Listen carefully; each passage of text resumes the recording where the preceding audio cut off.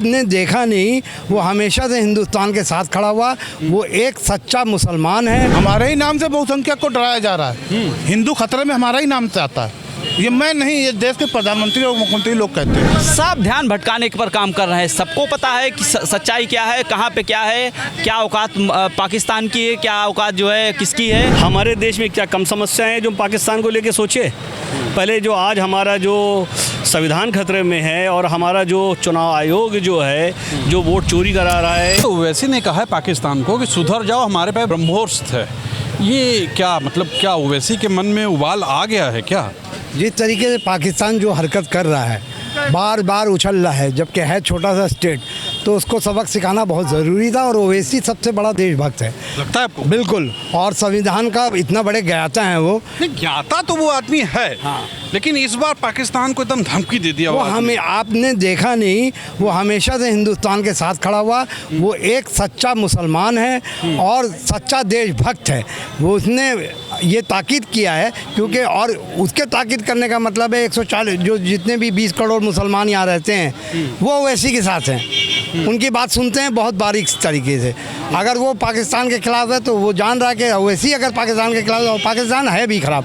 पाकिस्तान के लोग वहाँ पर यहाँ के मुसलमान को हिंदी भी मुसलमान कहते हैं। ऐसा है? बिल्कुल। और यहाँ के लोग तो समझते हैं मतलब पाकिस्तान अपना, मतलब मुस्लिम सब हैं, अपने लोग हैं। कौन आतंकवादी लोग हैं? पाकिस्तानी तो आतंकवादी हैं। जितने भी आतंकवाद का काम हो रहा है पाकिस्तान कर रहा है। पाकिस्तान आतंकवादी को शरण देने वाला है। यहाँ तक के जो पाकिस्तानी नागरिक हैं वो भी उनसे उब चुके हैं। इंडिया एक डेमोक्रेसी देश है, वहाँ एक मिलिट्री का राज चलता है। डेमोक्रेटिक लोग यहाँ रह गए इंडिया में। उनकी एकदम विचारधारा जीना से अलग थे। गांधी के बेटे थे, उसी में से एक असदुद्दीन ओवैसी है जो गांधी के बेटे हैं और बाबा साहब के बेटे हैं। संविधान उन्होंने घोल के पूछा। लोग तो कहते हैं ओवैसी साहब जरा सा वोट का कुछ, क्या नाम है उनका, कुछ लोगों ने नाम दिया अजीब सा, मैं नाम नहीं लूँगा। उनको बोला जाता है कि वो काटते हैं, पर बताइए वोट का तो सबको अधिकार है लड़ने का। अगर वो बैठे रह जाएंगे तो इलेक्शन कैसे लड़ेंगे?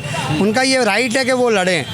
और ये कब तक रुकेंगे? पटना में देखिए 4 सीट जीत गए थे, बाद में वो भाग गए। यहाँ भी लड़ा था, ये जीते। अब धीरे धीरे जीत हैं कि हिंदू भी उनके साथ हैं, क्योंकि जान गए कि ये पक्का देशभक्त है। क्या नाम है आपका? मेरा नाम तो ऐसा है कि ले लेंगे तो इस देश के बहुसंख्यक को हमारे ही नाम से डराया जा रहा है। अरे नहीं, क्या बताइए। हमारे ही नाम से बहुसंख्यक को डराया जा रहा है। हिंदू खतरे में हमारा ही नाम से आता है।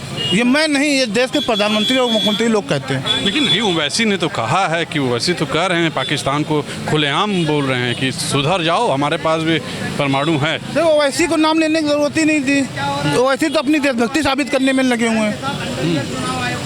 पाकिस्तान का नाम भारत के मुसलमानों से ज़्यादा आरएसएस और बीजेपी के लोग ले रहे हैं। साबित करिए, नहीं जो है देशद्रोह का मुकदमा लग जाएगा आप पर। हम कोई भी मुसलमान इस देश का, पाकिस्तान का समर्थक नहीं है। अगर पाकिस्तान के खिलाफ जब जब भी आवाज़ देनी पड़ी, इस देश का मुसलमान सबसे आगे था। लेकिन पाकिस्तान का नारा लगाने वाले, हर बात पे पाकिस्तान का नाम लेने वाले इस देश के सत्ताधारी लोग हैं।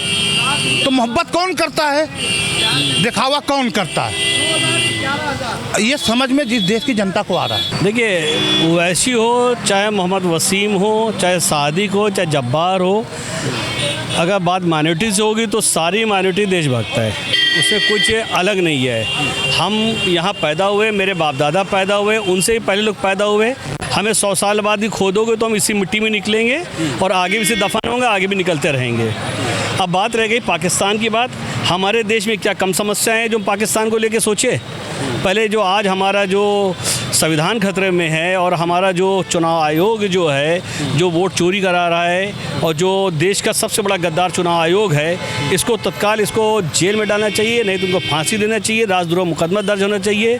और झूठी वोट चोर करके जो सरकार बनी, इसको तत्काल बर्खास्त करना चाहिए। मोदी जी को नैतिक आधार पर इनको इस्तीफा देना चाहिए और देश से माफ़ी मांगनी चाहिए। अच्छा, बिल्कुल। आप क्यों ऐसा जो ओवैसी ने बोला है, क्या ध्यान भटकाने के लिए बोला है?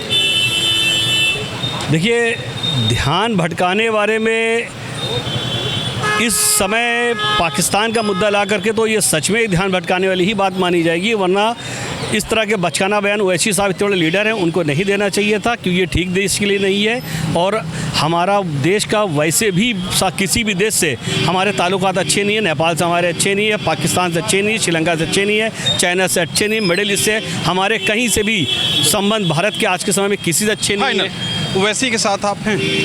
नहीं, हम ओवैसी के साथ नहीं है। ये भारतीय जनता पार्टी की बी टीम के लोग हैं। और दूसरी बात मैं ये कहना चाह रहा हूँ कि जहाँ पे लोकतंत्र बचाने की पहल करनी चाहिए। अभी मैं चीफ डिफेंस के जो मुखिया हैं, उन्होंने ये बात अनाउंस करना पड़ा, तब करना पड़ा जब देश के अंदर वोटर चोरी का एक ट्रेंड चल रहा दुनिया के अंदर। और दुनिया के बहुत सारे जो राजा हैं, जो शासक हैं, जो प्राइम मिनिस्टर्स हैं, प्रेसिडेंट्स हैं, वो आलोचना कर रहे हैं, निंदा कर रहे हैं प्रधानमंत्री की। अगर आपने वोट चोरी करके प्रधानमंत्री की तो आपको लगा वैसे इसीलिए इन सब चीज़ों को मुद्दा उठाती है कि लोगों का ध्यान भट जाए? सब ध्यान भटकाने पर काम कर रहे हैं। सबको पता है कि सच्चाई क्या है, कहाँ पे क्या है, क्या औकात पाकिस्तान की है, क्या औकात जो है किसकी है, उतना ज़्यादा मैटर नहीं करता। पाकिस्तान हमारे लिए समस्या नहीं है। समस्या यहाँ पर जिस तरीके से लोकतंत्र को मिटाने की जो एक नींव रखी जा रही है, आप 65 लाख मतदाता काटे जा रहे हैं बिहार के अंदर, तो ये का हल्का फुल्का मामला है क्या? उसी 65 लाख मतदाताओं के आधार पे आप जीत करके संसद के अंदर जाते हैं, और वो आप जब हारने की स्थिति में हैं, आपकी सब रैलियाँ फ्लॉप हो रही, तो आप SIR कराने पे आ गए हैं। 2 महीने के अंदर आप SIR तय कर देंगे, 2 महीने पे आप जो है मतदाताओं की पहचान तय कर देंगे। कल पैदा हुए लोग जो है 100 साल से रह रहे बिहार के लोगों की आप पहचान तय कर देंगे। ओवैसी से आप सहमत हैं? नहीं सहमत हैं। मैं तो ये बोलूँगा कि अभी वो कौन सी मैम थी जो एयरपोर्ट वाली जो थी, मुस्लिम थी, जिन्होंने पाकिस्तान में जाके किया था, तो अंधभक्तों ने यहाँ पे कह दिया था कि वो आतंकवादियों की बहन है, कुरैशी मैम को है।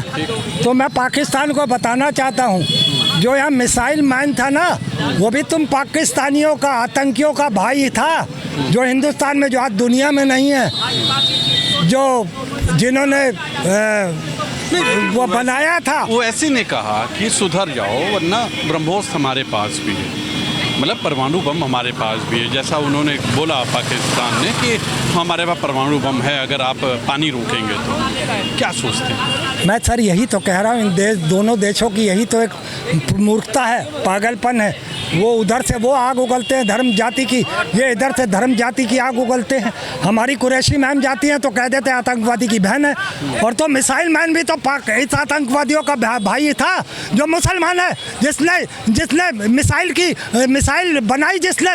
तो बताइए ना, सवाल तो यहाँ ये है कि ये दोनों देश ही आपस में लड़ रहे हैं, आपस में यही तरीके से सत्ता, ये क्या इसी आधार पर सत्ता पे आना चाहते हैं। तो मैंने वो जानबूझ के पॉइंट आउट कराया कि हमारी सेना के अधिकारी को कहा जाता है वो पाकिस्तान की आतंकियों की बहन है, तो जो हमारे जो है फाइनल ओवैसी के साथ आप हैं, उनके जो उन्होंने बात बोली उससे आप सहमत?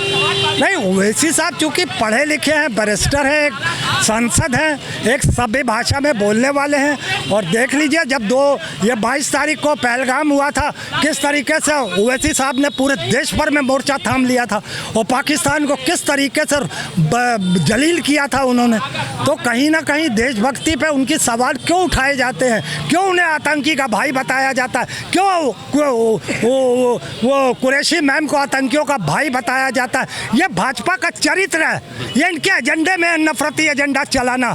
तो मैं ये कह रहा हूँ, पाकिस्तान हो या हिंदुस्तान हो, ये दोनों ही अपनी सत्ता पे ये सांप्रदायिक बातें करके हिंदू मुस्लिम करा के सत्ता पे आना चाहते हैं। सुना आपने, ये लोगों ने बोला, क्या बोला आपने सुन लिया ओवैसी बारे में। आप भी लिखिएगा क्योंकि मैं जानना चाहता हूँ, इसीलिए मैं आया।